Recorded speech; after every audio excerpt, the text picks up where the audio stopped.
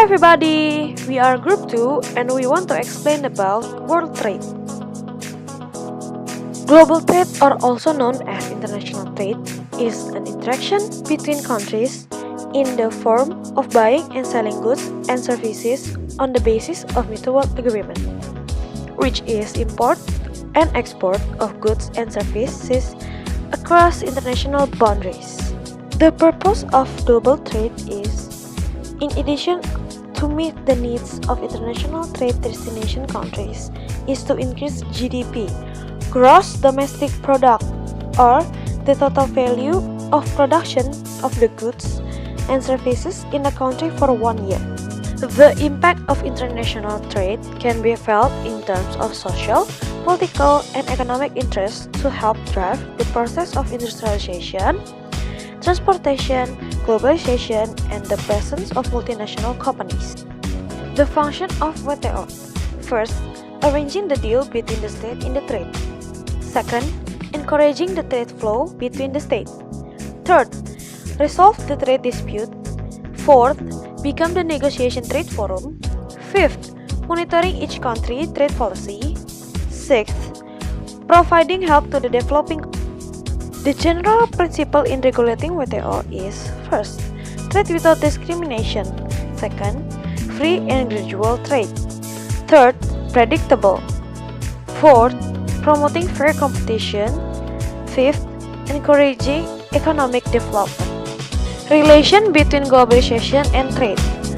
Networks: the World Bank, GATT, General Agreement of Tariff and Trade, WTO, Alliance, AFTA, Asian Free Trade Agreement, and AFTA, North American Free Trade Agreement, European Community.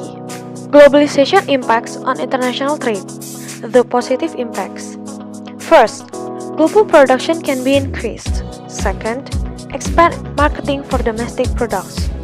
Third, add funds for economic development. The negative impacts: first, the financial sector is increasingly unstable. Second, can worsen the balance of payments. Third, worsen the process of long-term economic growth. The WTO operates on a one country and one vote system, but actual votes have never been taken. Ostensibly, decisions are made by consensus, with relative market size as the primary source of bargaining power.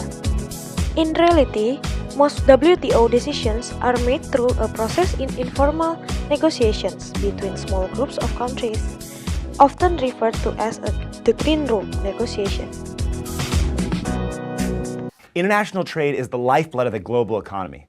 Basically, when a good or service is produced in, let's say, Brazil and sold to a person or a business in the US, that counts as an export for Brazil and as an import for the US. As you might expect, the United States is the world's largest importer because Americans love their stuff. In 2014, Americans imported over $2 trillion worth of stuff like oil, cars, and clothing from countries all over the world.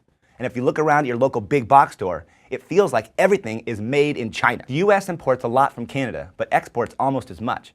In fact, the United States is the world's second largest exporter. It sells high-tech things like pharmaceuticals, jet turbines, generators, and aircraft to countries all over the world. It also exports intellectual goods like Kanye West albums and Pixar movies, as well as bulk commodities like corn, oil, and cotton. U.S. producers could easily make more than enough clothing to keep all of us dressed, but they don't because they focus on other things that they're better at producing.